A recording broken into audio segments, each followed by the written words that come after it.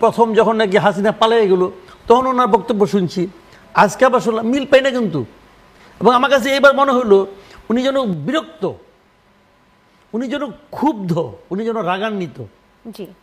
তো এইটাও কিন্তু একটা মেসেজ যে আমার সেনাপ্রধান কার উপরে বিরক্ত হচ্ছে, কি কারণে বিরক্ত হচ্ছে, এবং সেই বিরক্তিগুলি উনি কিন্তু প্রকাশ করেছেন।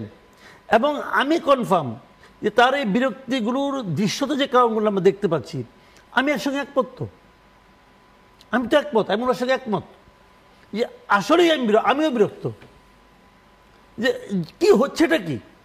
মানে ওকে নিশ্চিহ্ন করো, ও খারাপ, ওর গোষ্ঠী শুদ্ধা ফেলাই দাও, এবং একটা মব ট্যাগের মাধ্যমে মব সৃষ্টি করা, নিজেদের মধ্যে হানানি কি, এটাই তো ভাই। উনি ওনার প্রত্যাশার কথা জানিয়েছেন, এটা উনি অনেক আগেও জানিয়েছিলেন।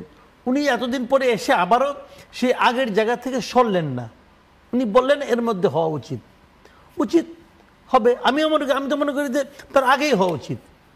আমি মনে করি সরকার অনেক আগের থেকে কালক্ষেপণ করছে। আপনি আমাকে বলেন, জাতীয় ঐকমত্য কমিশন এটা করা হয়েছে না? 6টা সংস্কার কমিশন তাদের রিপোর্টও দিয়ে দিয়েছে। তারপরে জাতীয় ঐকমত্য কমিশনকে এই পলিটিক্যাল পার্টিগুলোর সঙ্গে বসতে পেরেছে?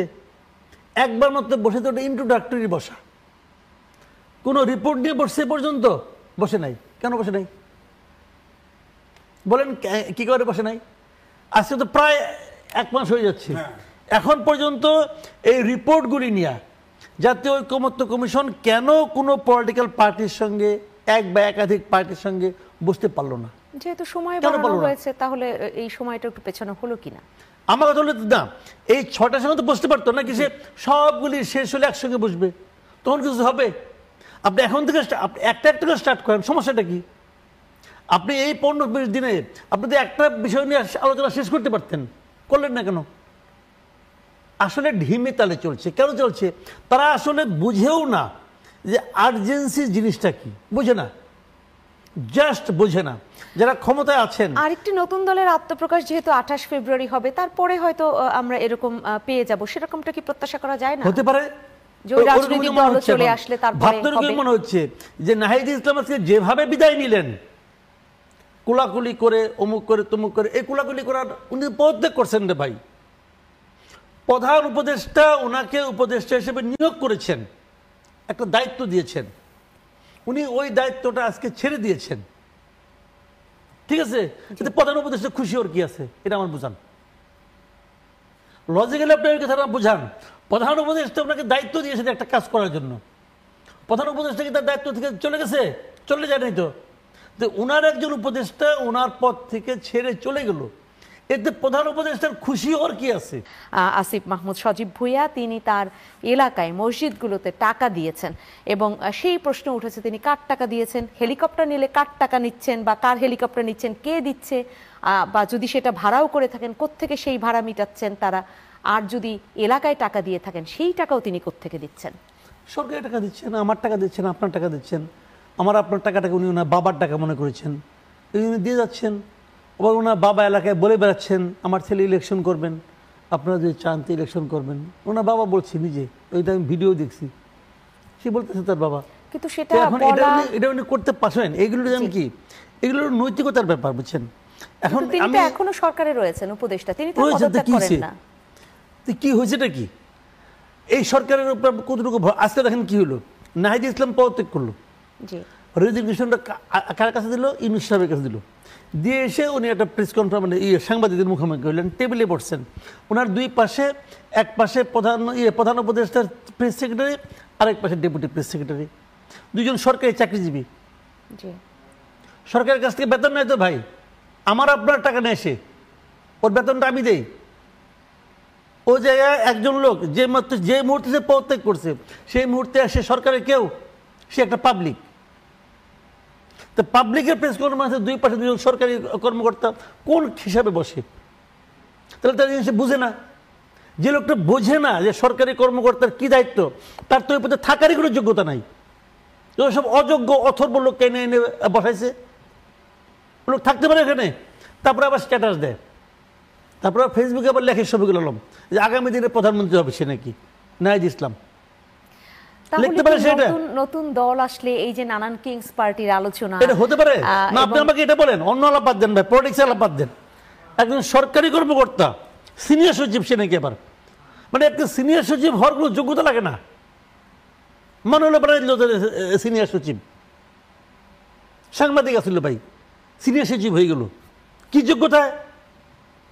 কি যোগ্যতায় বলেন? ইউনূস সাহেবের ইচ্ছা হয়েছে বানাই দিল। ইউনূস সাহেব ইচ্ছা করলে কাউকে সিনিয়র সচিব বানাইতে পারে। বিদেশের একটা নাগরিক মনির হায়দারকে নিয়ে আসছে, আইনে নিয়ে সিনিয়র সচিব বানাই দিল। কেন? ওনার ইচ্ছা হয়েছে। মুশফিক ফজল আনসারি বিদেশে আমেরিকা ছিল, এমনি নিয়ে আসলো, আইনে নিয়ে সিনিয়র সচিব পদমর্যাদায় তাহলে রাষ্ট্রদূত বানাই দিল। ইচ্ছে করলে উনি পারে। এটা কোন আইনে করছে সে? প্রধান উপদেষ্টাকে আইনের ঊর্ধ্বে? সিম্পলি আমার এই কথাটা জবাব দেন। প্রধান উপদেষ্টাকে আইনের ঊর্ধ্বে নাকি উনি? নিঃসন্দেহে তো সেটা সে যা ইচ্ছা নয়, তাই দেশের করতে পারে। প্রচলিত আইন তো সবাইকে এগুলি মেনে করতেছে চলতে হবে। কি জন্য? সমস্ত অযোগ্য অথর্ব লোক গেলে আইনে নিয়ে সে উপদেষ্টা বানাচ্ছে, কাউকে সিনিয়র সচিব বানাচ্ছে, এগুলো বানাই দিচ্ছে। এই যোগ্যতাটা কে প্রমাণ করবে? একটা উপদেষ্টা প্রেস সেক্রেটারি সে কি করে বলে যে নাহিদ ইসলাম আগামীতে প্রধানমন্ত্রী হতে পারে? কি করে বলে সে? একদম অন রেকর্ডে পত্রিকায় দেখলাম। তো এগুলো হলো কি, এগুলি করার মাধ্যমে ডক্টর ইউনূস বোঝাচ্ছেন যে উনি নিরপেক্ষ আর নাই। আমি দৃঢ় কণ্ঠে বলতে চাই যে ডক্টর ইউনূসের আগামী নির্বাচন পরিচালনার কোনো নৈতিক অধিকার নাই। উনি ওনার নিরপেক্ষতা হারিয়েছেন। ওই বার্তাটা কি তাহলে আপনি বলতে চাচ্ছেন যে উনি বার্তাটা আমাদের কাছে ইচ্ছা করে স্পষ্ট করছেন যে উনি নিরপেক্ষ নন, উনি কোনো একটি দলকে সমর্থন দিচ্ছেন, এই বার্তাটা কি দিচ্ছেন? মানে উনি জাতিকে, বার্তাটা দেশকে? পরিষ্কার করেছেন। ইচ্ছা করে না অনিচ্ছা করে, মূর্খতার কারণে নাকি অতি বুদ্ধিমানের বুদ্ধিমত্তার কারণে, এটা উনি বুঝবেন, ওটা বোঝার আমার দরকার নাই। জি, বাট আমি বুঝেছি উনি এই বার্তাটা আমার কাছে স্পষ্ট যে স্পষ্ট উনি করেছেন। আর নিরপেক্ষ না, নো মোর নিউট্রাল সে। তাহলে এই জায়গাটা আপনি এবং স্পষ্ট ওনার হয়েছেন। আগামী নির্বাচন পরিচালনার কোন রকম নৈতিক অধিকার নাই, কোন রকম নৈতিক অধিকার নাই। এম এ আজিজ, আপনি কি মনে করেন? এই দেখেন, ওই আপনার ফিনান্সিয়াল টাইমস সাক্ষাৎকার দেওয়ার সময় তিনি বলেছেন ছাত্ররা সংগঠন করবে। ছাত্রদের উনি ভূয়সী প্রশংসা করেছেন। ছাত্ররা রক্ত দিয়েছে, এই রক্তের লক্ষ্য তারাই বাস্তবায়ন করতে পারবে। এটাতে কি বুঝলেন? ছাত্রদের সংগঠন তিনি করছেন না? করছেন তো। এই যে ধরেন নাহিদ ইসলাম রিজাইন করলো, তার কষ্ট হওয়া উচিত ছিল, কষ্ট তো হয় নাই। উনি অর্থাৎ ওনার একটা মিশন শুরু হলো, ছাত্ররা রাজনীতি করবে। উনি, আমি যেটা বললাম, 111-এর সময় তিনি কিংস পার্টি করার চেষ্টা করেছেন না? শেষে বলছে এই কাজ আমার না, কেউ ডাক দিলে লোক আসে নাই, তারপর বিদেশ চলে গেছে। উনি এখন বিদেশ যাচ্ছে না, উনি ওনার আপনার ইয়ার কি গ্রামীণ ব্যাংকের 67 কোটি টাকা মাপ, ওনার নিজের মামলা মাপ, উনি এখন টেসলা কোম্পানি নিয়ে আসতেছে, সেটা সরকারের কোনো বেনিফিট নাই, উনি ওই গ্রামীণের সাথে যুক্ত করে আনতেছেন, আমেরিকার ইয়ে না। তো এটা তো উনি ওনার ইন্টারেস্টের বাইরে তো কিছু করতেছেন বলে মনে হচ্ছে না। ওনার লক্ষ্য এবং ওনার ইচ্ছে ছাড়া দেশপ্রেম, আপনি বলেন 6.5 মাস চলে গেছে, আর কে ওয়েট করবে বলেন? কে ওয়েট করবে?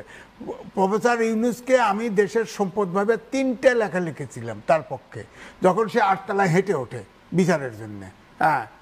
ওনার কিছু হওয়া